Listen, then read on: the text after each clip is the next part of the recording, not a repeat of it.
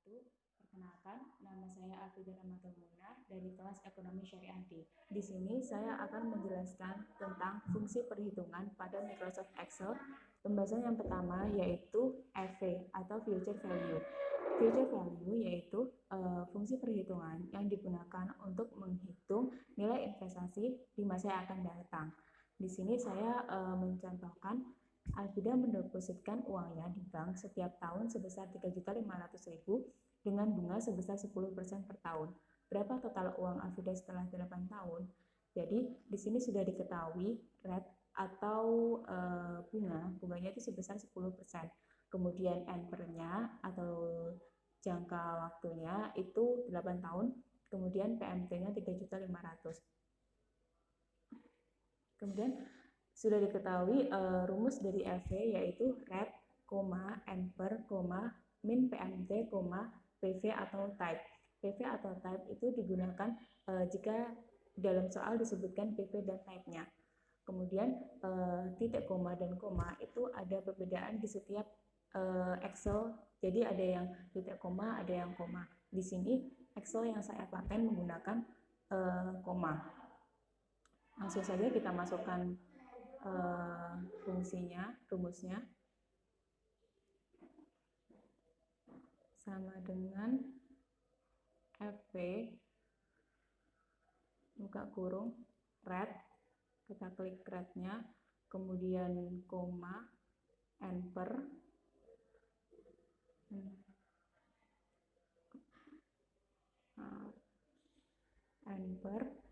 kemudian koma, min, buka kurung, PMT, tutup kurung. Jadi total uang Alfida setelah 8 tahun adalah 40.025.608 sekian.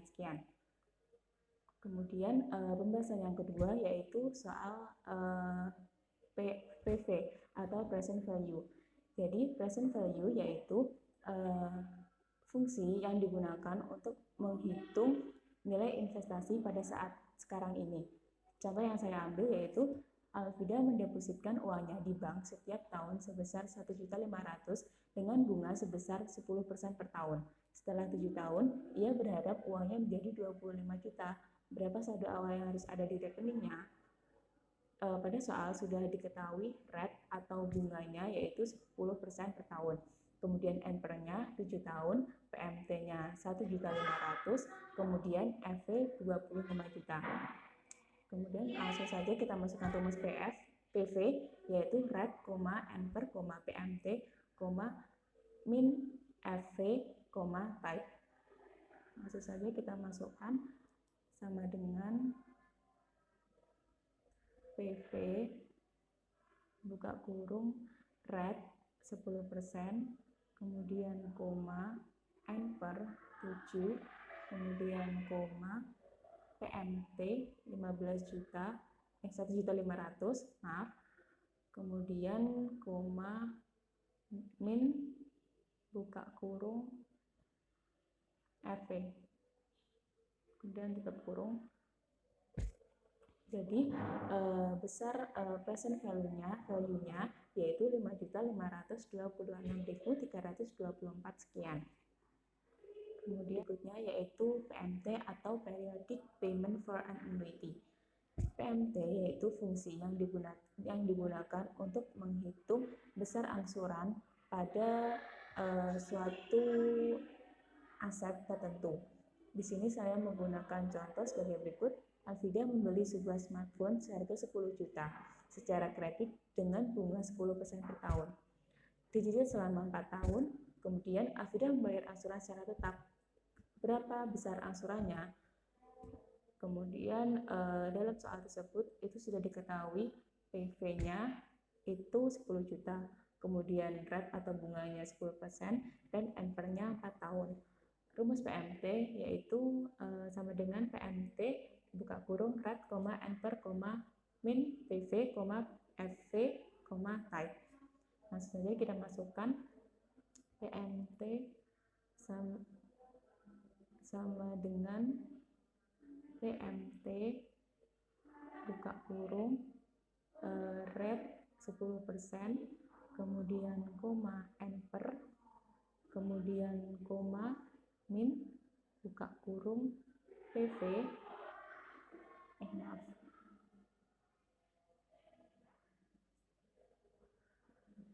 buka kurung PV, tutup kurung.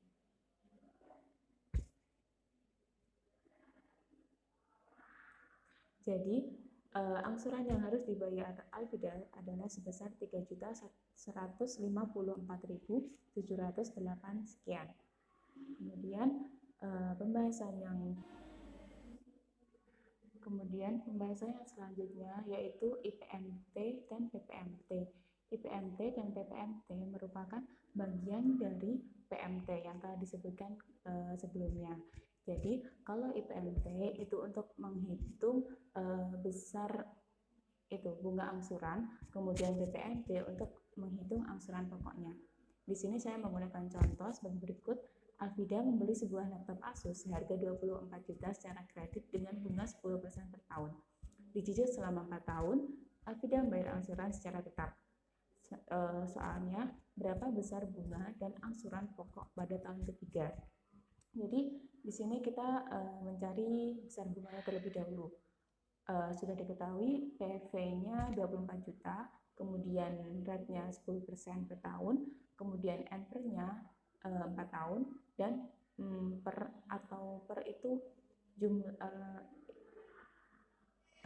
kemudian per itu angsuran yang kita cari nilainya, yaitu di sini kan kita mencari nilai pada tahun yang ketiga. Jadi pernya ini di sini diisi angka 3. Kemudian langsung kita masukkan rumus IPMT sama dengan IPMT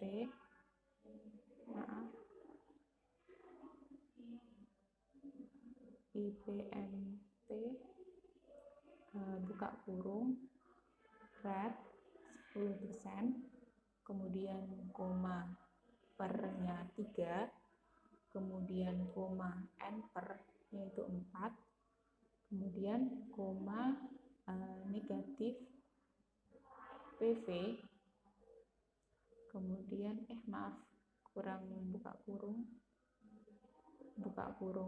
PV, kemudian tutup kurung.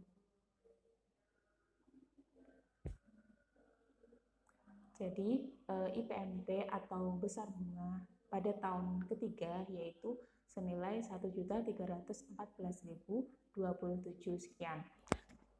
Kemudian kita lanjutkan untuk mencari PPMT-nya.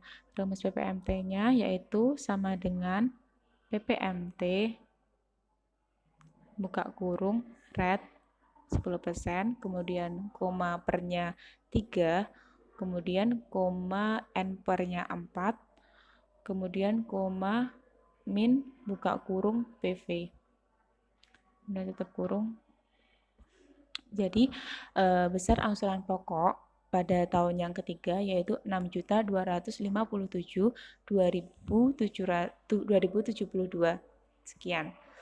Kemudian pembahasan yang terakhir yaitu NPER atau jumlah periode. Sesuai dengan namanya yaitu NPER digunakan untuk menghitung jumlah periode pada angsuran tertentu. Di sini saya menggunakan contoh, Alvida membeli sebuah smartphone seharga 10 juta secara kredit dengan bunga 10% per tahun. Alvida membayar angsuran secara tetap sebesar 3.154.559. Kemudian soalnya berapa tahun cicilan smartphone lunas? Jadi sudah diketahui PV-nya 10 juta, kemudian rate-nya 10%, dan PMT-nya 3.154.000 sekian. Langsung saja kita masukkan rumusnya, yaitu sama dengan N per buka kurung rate 10%, kemudian koma min buka kurung PMT, kemudian tutup kurung, koma PV, tutup kurung, selesai. Jadi lama cicilan smartphone Afida ada 4 tahun. Cukup sekian, terima kasih atas perhatiannya.